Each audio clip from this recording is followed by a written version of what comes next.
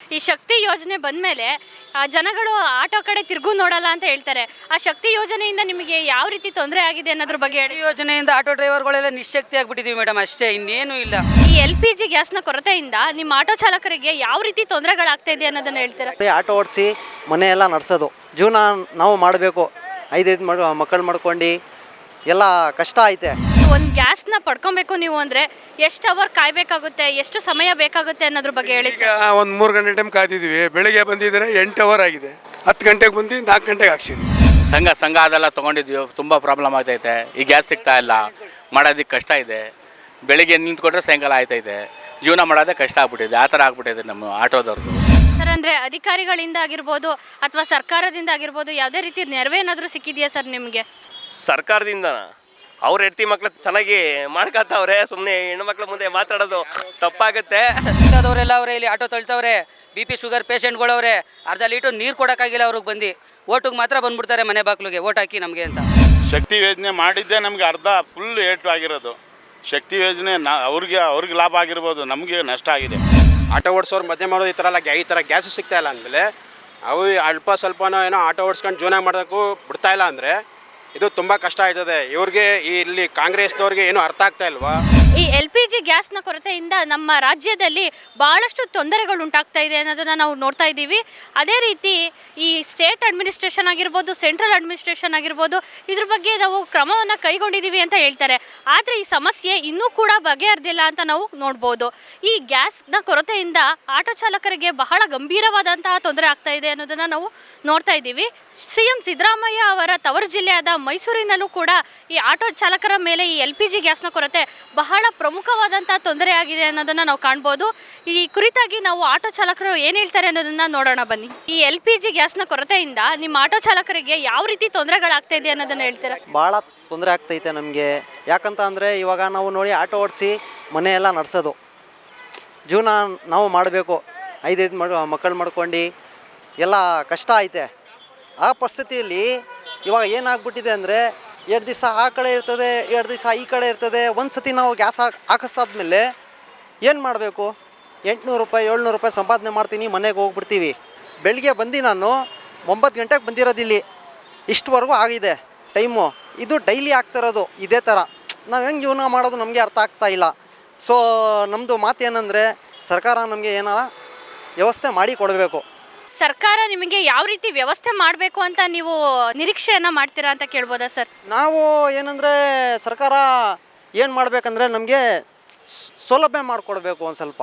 ಯಾಕೆ ಏನಂದರೆ ಅದು ಪರಿಸ್ಥಿತಿ ಐತಲ್ಲ, ಒಂದು ಸ್ವಲ್ಪ ಪರಿಸ್ಥಿತಿಗೆ ಅವಾಯ್ಡ್ ಮಾಡಿ ನಮಗೆ ಒಂದು ದಾರಿ ಕೊಡಿಸ್ಬೇಕು ಅವರು. ಇವಾಗ ತೊಂದರೆ ಎಲ್ಲರಲ್ಲಿ ಇದ್ದಾರೆ ಮನೆಯಲ್ಲಿ ಅಲ್ವಾ. ಆಟೋ ಅವ್ರಿಗೆ ಫುಲ್ ಭಾಳ ತೊಂದರೆ ಐತೆ. ಏನು ಹೇಳೋಕ್ಕಾಗ್ತಾ ಇಲ್ಲ, ನಮ್ಮ ಮೈಂಡಲ್ಲಿನೇ ಓಡ್ತಾ ಇಲ್ಲ ಏನು ಹೇಳಬೇಕು ಏನು ಮಾತಾಡಬೇಕು ಅಂತ. ನಾನು ಭಾಳ ತೊಂದರೆಯಲ್ಲಿ ಇದ್ದಾರೆ ಎಲ್ಲರೂ. ನಮ್ಮದು ಮಾತಷ್ಟೇ, ಏನಾರ ಇದು ಮಾಡಿ ಕೊಡಬೇಕು ಅಷ್ಟೇ. ನೀವು ಮುಂಚೆ ಎಲ್ಲ ಎಷ್ಟು ಅವರ್ ಕೆಲಸ ಮಾಡ್ತಾಯಿದ್ರಿ? ಈಗ LPG ಕೊರತೆ ಆಗಿರೋದ್ರಿಂದ ಈಗ ಎಷ್ಟು ಅವರು ಕೆಲಸ ಮಾಡ್ತೀರಾ? ಇದರಿಂದ ನಿಮ್ಮ ಆದಾಯದಲ್ಲಿ ಎಷ್ಟು ಏರಿಳಿತಗಳಾಗಿದೆ ಅನ್ನೋದ್ರ ಬಗ್ಗೆ ಹೇಳ್ತೀರಾ ಸರ್? ಹೌದು, ಈಗ ಮೇಡಮ್ ಡೈಲಿ ನಾವು ಒಂದು 500-600 ರೂಪಾಯಿ ಮಾಡ್ತಿದ್ದೋ. ಈಗ 300-400 ಮಾಡೋದು ಕಷ್ಟ ಆಗಿದೆ. ಗ್ಯಾಸ್ ಬಂದು ಕಾಯ್ಕೊಳ್ಳೋದೆ ಒಂದು ಕೆಲಸ ಆಗ್ಬಿಟ್ಟಿದೆ. ಗ್ಯಾಸ್ ಇಲ್ಲದೆ ಭಾರಿ ತೊಂದರೆ ಆಗಿದೆ. ಈಗ 3 ಕಿಲೋಮೀಟ್ರ್ ಒಂದು ರೌಂಡ್ ಹೊಡ್ಕೊಂಡು ಬಂದಿದ್ದೀವಿ. ಅದರಿಂದ ನಮಗೆ ಗ್ಯಾಸು ನಮ್ಮ ಆಟೋದವ್ರಿಗೆ ಎಲ್ಲರಿಗೂ ಸಿಗೋ ಥರ ಸರ್ಕಾರದವರು ಒಂದು ಒಳ್ಳೆ ರೀತಿ ಒಂದು ವ್ಯವಸ್ಥೆ ಮಾಡಿಕೊಡ್ಬೇಕು ಸರ್. ಅಂದರೆ ಒಂದು ಗ್ಯಾಸ್ನ ಪಡ್ಕೊಬೇಕು ನೀವು ಅಂದರೆ ಎಷ್ಟು ಅವರ್ ಕಾಯಬೇಕಾಗುತ್ತೆ, ಎಷ್ಟು ಸಮಯ ಬೇಕಾಗುತ್ತೆ ಅನ್ನೋದ್ರ ಬಗ್ಗೆ ಹೇಳಿ ಈಗ ಸರ್. ಒಂದು 3 ಗಂಟೆ ಟೈಮ್ ಕಾಯ್ತಿದ್ದೀವಿ. ಬೆಳಿಗ್ಗೆ ಬಂದಿದ್ದರೆ 8 ಅವರ್ ಆಗಿದೆ. 10 ಗಂಟೆಗೆ ಬಂದು 4 ಗಂಟೆಗೆ ಹಾಕ್ಸಿದ್ದೀವಿ. 4 ಅವರ್ 8 ಅವರ್ಸ್ ಆಗಿದೆ ಹಾಕ್ಸೋಕ್ಕೆ. ಸರ್, ಅಂದರೆ ಮುಂಚಿನ ಗ್ಯಾಸ್ ರೇಟ್ ಏನಿತ್ತು ಅದಕ್ಕೂ ಈಗಿನ ಗ್ಯಾಸ್ ರೇಟ್ ಏನಿದೆ ಅದಕ್ಕೂ ಏನು ಡಿಫ್ರೆನ್ಸ್ ಆಗಿದೆ ಅನ್ನೋದ್ರ ಬಗ್ಗೆ ಹೇಳಿ ಸರ್. 53 ರೂಪಾಯಿ 74 ಪೈಸೆ ಆಯಿತು ಹಳೆ ರೇಟು. ಈಗ 83 ರೂಪಾಯಿ 74 ಪೈಸೆ ಇದೆ. 30 ರೂಪಾಯಿ ಜಾಸ್ತಿ ಆಗಿದೆ. ಸರ್ಕಾರ ನಿಮಗೆ ಏನನ್ನ ಕೊಡಬೇಕು ಇದಕ್ಕೆ ಪರಿಹಾರ ಅಂತ ಬಯಸ್ತೀರಾ ಸರ್? ಪರಿಹಾರ ಅಂದರೆ ನಮಗೆ ಗ್ಯಾಸ್ ಒಂದು ಫ್ರೀಯಾಗಿ ಸಿಕ್ಬಿಟ್ರೆ ಸಾಕು, ಅದೇ ಪರಿಹಾರ. ಗ್ಯಾಸ್ ಸಿಕ್ಬಿಟ್ರೆ ನೆಮ್ಮದಿಯಾಗಿ ನಾವು ಜೀವನ ಮಾಡ್ತೀವಿ. ಗ್ಯಾಸ್ ಪ್ರಾಬ್ಲಮ್ ಎಲ್ಲ ತುಂಬ ಆಗಿದೆಯಲ್ಲ ಸರ್, ಅದರಿಂದ ನಿಮಗೆ ಒಂದು EMI ಕಟ್ಟೋದಾಗಿರ್ಬೋದು ಅಥವಾ ಕುಟುಂಬ ನಿಭಾಯಿಸೋದಾಗಿರ್ಬೋದು, ಮಕ್ಕಳು ಫೀಸ್ ಕಟ್ಟೋದಾಗಿರ್ಬೋದು, ಈ ಥರ ನಿಮ್ಮ ವೈಯಕ್ತಿಕ ಜೀವನದ ಮೇಲೆ ಇದು ಯಾವ ರೀತಿ ತೊಂದರೆ ಉಂಟು ಮಾಡ್ತಾ ಇದೆ ಅನ್ನೋದ್ರ ಬಗ್ಗೆ ಹೇಳಿ ಸರ್. ಹೌದು ಮೇಡಮ್, ನಾವೆಲ್ಲ ಸಾಲ ಎಲ್ಲ ತೊಗೊಂಡಿದ್ದೀವಿ, ಫಂಡ್ ತೊಗೊಂಡಿದ್ದೀವಿ. ಸಂಘ ಅದೆಲ್ಲ ತೊಗೊಂಡಿದ್ದೀವಿ. ತುಂಬ ಪ್ರಾಬ್ಲಮ್ ಆಗ್ತೈತೆ. ಈ ಗ್ಯಾಸ್ ಸಿಗ್ತಾ ಇಲ್ಲ, ಮಾಡೋದಕ್ಕೆ ಕಷ್ಟ ಇದೆ. ಬೆಳಿಗ್ಗೆ ನಿಂತ್ಕೊಂಡ್ರೆ ಸಾಯಂಕಾಲ ಆಯ್ತೈತೆ. ಜೀವನ ಮಾಡೋದೇ ಕಷ್ಟ ಆಗ್ಬಿಟ್ಟಿದೆ. ಆ ಥರ ಆಗ್ಬಿಟ್ಟಿದೆ ನಮ್ಮ ಆಟೋದವ್ರದ್ದು. ಅದರಿಂದ ನಮಗೆ ತುಂಬ ತೊಂದರೆ ಆಯ್ತಾಯಿದೆ. ಗ್ಯಾಸ್ ಎಲ್ಲ ಬಂಕಲ್ಲಿ ಬಂದಂಗೆ ಮಾಡಿ ಇದಂತ ಹೇಳ್ಕೊತಾ ಇದ್ದೀವಿ, ನಿಮ್ಗೆ ಅಷ್ಟೇ ಕೇಳ್ಕೊತಾ ಇದ್ದೀವಿ, ಬೇಡ್ಕೊತಾ ಇದ್ದೀವಿ. ಸರ್ ಮುಂದಿನ ದಿನಗಳಲ್ಲಿ ಏನಾದರೂ ಇದೇ ರೀತಿ ಸಮಸ್ಯೆ ಮುಂದುವರೆದ್ರೆ ನೀವೇನು ಮಾಡ್ತೀರಾ ಸರ್? ಏನು ಮಾಡೋಕ್ಕಾಗುತ್ತೆ ಮೇಡಮ್? ಏನು ಕೂಲಿ ಪಾಲಿ ಮಾಡಬೇಕಾಗುತ್ತೆ, ಏನಾರು ಹೋಗ್ಬೇಕಾಗುತ್ತೆ, ಆಟೋ ಬಿಟ್ಟು ಹೋಗ್ಬೇಕಾಗುತ್ತೆ ಅಷ್ಟೇ. ಸರ್ ಈಗ ಗ್ಯಾಸ್ ರೇಟ್ ಎಲ್ಲ ಜಾಸ್ತಿ ಆಗಿದೆ ಸರ್. ಅಂದರೆ ನೀವು ಪ್ರಯಾಣಿಕರನ್ನ ಕರ್ಕೊಂಡೋದಾಗ RTO ಏನು ನಿಗದಿಪಡಿಸಿದೆ ಅದೇ ಬೆಲೆನ ಅವ್ರಿಗೆ ಹೇಳ್ತೀರಾ, ಅಥವಾ ಜಾಸ್ತಿ ಹೇಳಿದರೆ ಅದಕ್ಕೆ ಪ್ರಯಾಣಿಕರು ಹೇಗೆ ಪ್ರತಿಕ್ರಿಯೆ ನೀಡ್ತಾರೆ ಸರ್? ಇದರಿಂದ ನಿಮಗೆ ಆದಾಯ ಕಡಿಮೆ ಆಗ್ತಾ ಇದೆಯಾ ಸರ್? ಹೌದು, ಸತ್ಯನೇ. ಅವ್ರ ಹತ್ರ ನಾವು ಕೇಳ್ತು ಅಂದರೆ ಅವ್ರು ಕೊಡೋಕ್ಕೆ ಇನ್ನು ಮುಂದೆ ನೋಡ್ತಾರೆ. ಯಾಕೆ ನಾವು ಹೊಡೆಯೋದು ಪ್ರೀಪೇಡಲ್ಲಿ. ಈಗ ರೈಲ್ವೆ ಸ್ಟೇಷನಿಂದ ದಾಸಪ್ಪ ಸರ್ಕಲ್ ಹೊಡಿಬೇಕು ಅಂತಂದರೆ 36 ರೂಪಾಯಿ ಹೊಡಿತಾರೆ. 40 ರೂಪಾಯಿ ಕೊಟ್ಟಿದ್ರೆ 4 ರೂಪಾಯಿ ಏನಕ್ಕೆ ಎಕ್ಸ್ಟ್ರಾ ಕೊಡಬೇಕು ಅಂತ ಕೇಳ್ತಾರೆ. ಈಗ ಅವ್ರ ಹತ್ರ ಗಲಾಟೆ ಮಾಡೋಕೆ ಹೋಯ್ತು ಅಂತಂದ್ರೆ ಅದಕ್ಕೊಂದು ಕಂಪ್ಲೇಂಟ್ ಆಗುತ್ತೆ. ಅಂಥ ಕಂಪ್ಲೇಂಟ್ಗಳನ್ನ ಅದೆಷ್ಟಿದ್ರು ಸಿಗೋದು ನಮಗೆ ಗೊತ್ತಿಲ್ಲ. ಇಲ್ಲಿ ನೋಡ್ತು ಅಂತಂದರೆ ಗಾಡಿ ಗ್ಯಾಸೇ ಇಲ್ಲ. ಗ್ಯಾಸು ಇಲ್ಲಾಂದ್ರೆ ಕಮ್ಮಿ ಅಂದ್ರೆ 8 ಕಿಲೋಮೀಟ್ರಿಂದ ತಳ್ಕೊಂಬಂದಿದ್ದೀನಿ, ಗ್ಯಾಸೇ ಸಿಗ್ತಾ ಇಲ್ಲ. ಏನು ಮಾಡವ? ಸೊ ಗ್ಯಾಸ್ ಬಂಕ್ ಅವ್ರಿಗೆ ರಿಕ್ವೆಸ್ಟ್ ಮಾಡ್ಕೊಂಡ್ರು ಕೂಡ ಗ್ಯಾಸ್ ಪೂರ್ತಿ ಎಂಡಿಂಗ್ ಆಗೈತೆ, ಒಂಚೂರು ಗ್ಯಾಸ್ ಹಾಕೊಡಿ ಅಂತಂದ್ರು ಗ್ಯಾಸ್ ಹಾಕೊಡ್ತಾ ಇಲ್ಲ. ರಿಕ್ವೆಸ್ಟ್ ಮಾಡ್ಕೊಂಡ್ರು ಏನೋ ಅವ್ರದ್ದೇ ಏನೋ ಒಂಥರ ದುರ್ನಾಯಕರದಲ್ಲಿ ಮಾತಾಡ್ತಾರೆ. ಈಗ ನಾವೇನೋ ಮಾತಾಡೋಕೆ ಹೋಯ್ತು ಅಂದ್ರೆ ಸುಮ್ಮನೆ ಕಂಪ್ಲೇಂಟ್ ಕೊಡ್ತೀನಿ, ಪೊಲೀಸವ್ರನ್ನ ಕರೆಸ್ತೀನಿ, ಇವ್ರನ್ನ ಕರೆಸ್ತೀನಿ ಅಂತಂದ್ರೆ ಅವ್ರ ಹೊಟ್ಟೆ ತುಂಬುತ್ತೆ ಹೊರತು ನಮ್ಮ ಹೊಟ್ಟೆ ತುಂಬುತ್ತಾ? ಪೊಲೀಸವ್ರನ್ನ ಕರೆಸಿದ್ರೆ ನಮ್ಮ ಗಾಡಿ ತಗೊಂಡೋಗಿ ಸ್ಟೇಷನ್ಗೆ ಹಾಕ್ತಾರೆ ಹೊರತು 2 ದಿನ ಅಥವಾ 3 ದಿನ ನಿಂತ್ಕೊಳ್ಳುತ್ತೆ ಸ್ಟೇಷನಲ್ಲಿ. 4 ದಿನ ಗಾಡಿ ರಿಲೀಸ್ ಮಾಡ್ತೀವಿ, ಬಿಟ್ಬಿಡ್ತೀವ. ಲಕ್ಷ ರೂಪಾಯಿ ಬಂಡವಾಳ ಹಾಕಿರೋರು ಸರ್. ಅಂದರೆ ಅಧಿಕಾರಿಗಳಿಂದ ಆಗಿರ್ಬೋದು ಅಥವಾ ಸರ್ಕಾರದಿಂದ ಆಗಿರ್ಬೋದು ಯಾವುದೇ ರೀತಿ ನೆರವೇನಾದರೂ ಸಿಕ್ಕಿದೆಯಾ ಸರ್ ನಿಮಗೆ? ಸರ್ಕಾರದಿಂದ ಅವ್ರ ಹೆಂಡತಿ ಮಕ್ಳು ಚೆನ್ನಾಗಿ ಮಾಡ್ಕೊತಾವ್ರೆ. ಸುಮ್ಮನೆ ಹೆಣ್ಮಕ್ಳ ಮುಂದೆ ಮಾತಾಡೋದು ತಪ್ಪಾಗುತ್ತೆ, ಅದು ಬೇಡ. ಹೆಣ್ಮಕ್ಳ ಮುಂದೆ ಮಾತಾಡಿದ್ರೆ ಅದು ಸರಿ ಬರೋಲ್ಲ. ಸರ್ಕಾರದವರು ಅವ್ರವ್ರು ಚೆನ್ನಾಗವ್ರು ಅಷ್ಟೇ. ಮಾತಾಡಿ. ಮಹಾರಾಷ್ಟ್ರ, ಗುಜರಾತು, UP, ಆಂಧ್ರ, ತೆಲಂಗಾಣ ಅಲ್ಲೆಲ್ಲ ಪ್ರಾಬ್ಲಮ್ ಇಲ್ಲ ಅಂದಮೇಲೆ ಕರ್ನಾಟಕ, ತಮಿಳ್ನಾಡಲ್ಲಿ ಮಾತ್ರ ಪ್ರಾಬ್ಲಮ್. ಅಂದರೆ ಇದು ಕಾಂಗ್ರೆಸ್ ಅವ್ರದ್ದೇ ಕಿತಾಪತಿ. ಏನಕ್ಕೆ ಮೇಡಮ್? ಎಲ್ಲ ಕಡೆನೇ ಮೋದಿ ತರಿಸ್ತಾ ಇದ್ದೀವಿ ಅಂತಂದಮೇಲೆ ಇಲ್ಲಿ ಯಾಕೆ ಬರ್ತಾಯಿಲ್ಲ? ಯಾಕೆ ಇಷ್ಟೊಂದು ಡ್ರೈವರ್ಗಳು ಇವ್ರ ಬಗ್ಗೆ ಏನು ಕಾಳಜಿನೇ ಇಲ್ಲ. ಯಾವ ಅಧಿಕಾರಿ ಆಗಲಿ ಯಾರೇ ಆಗಲಿ ಯಾರೂ ಕಾಳಜಿ ತೋರಿಸ್ತಲ್ಲ ಮೇಡಮ್.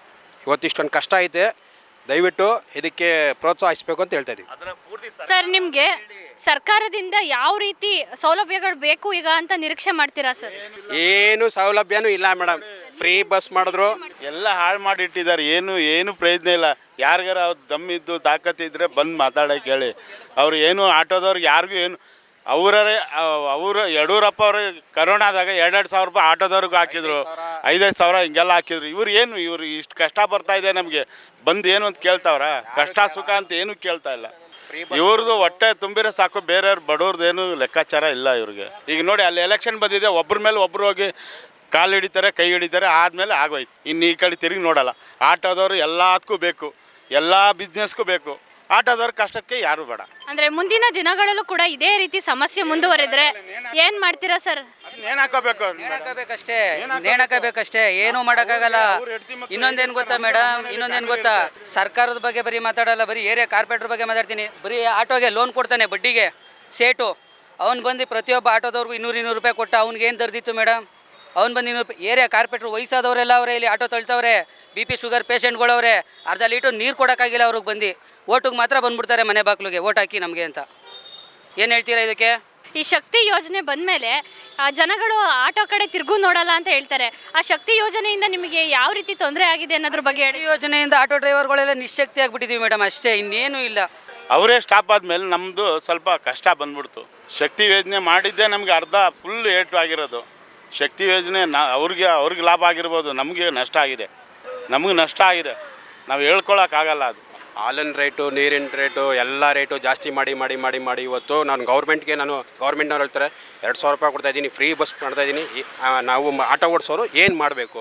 ಆಟೋ ಓಡಿಸೋರು ಮಧ್ಯೆ ಮಾಡೋದು ಈ ಥರ ಗ್ಯಾಸು ಸಿಗ್ತಾಯಿಲ್ಲ ಅಂದಮೇಲೆ ಅವು ಅಲ್ಪ ಸ್ವಲ್ಪನೋ ಏನೋ ಆಟೋ ಓಡಿಸ್ಕೊಂಡು ಜೀವನ ಮಾಡೋಕ್ಕೂ ಬಿಡ್ತಾಯಿಲ್ಲ ಅಂದರೆ ಇದು ತುಂಬ ಕಷ್ಟ ಆಯ್ತದೆ. ಇವ್ರಿಗೆ ಇಲ್ಲಿ ಕಾಂಗ್ರೆಸ್ನವ್ರಿಗೆ ಏನೂ ಅರ್ಥ ಆಗ್ತಾ ಇಲ್ವಾ? ಜನಗಳು ಯಾವ ಥರ ಪರಿಸ್ಥಿತಿಲಿ ನಿಂತವ್ರೆ ಬನ್ನಿ ನೋಡಿ. ಯಾರು ಅಧಿಕಾರಿಗಳು ಬಂದು ಇಲ್ಲಿ ಬಂದು ನೋಡಿ, ಕಷ್ಟಗಳು ಬಗೆಹರಿಸಿ. ಯಾರು ಬಂದು ಬಗೆಹರಿಸೂ ಇಲ್ಲ, ನೋಡೋಕ್ಕೂ ಇಲ್ಲ, ಯಾರೂ ಬರಲ್ಲ ಮೇಡಮ್. ನೋಡಿದ್ರಲ್ಲ ಆಟೋ ಚಾಲಕರು ಯಾವ ರೀತಿ ತೊಂದರೆಯನ್ನು ಅನುಭವಿಸ್ತಿದ್ದಾರೆ ಅಂತ. ಇದಿಷ್ಟು ಆಟೋ ಚಾಲಕರ ಆವೇಶದ ಮಾತುಗಳಾಗಿದೆ. ಕ್ಯಾಮ್ರಾಮ್ಯಾನ್ ಗಣೇಶ್ ಜೊತೆ ಸಿಂಚನ.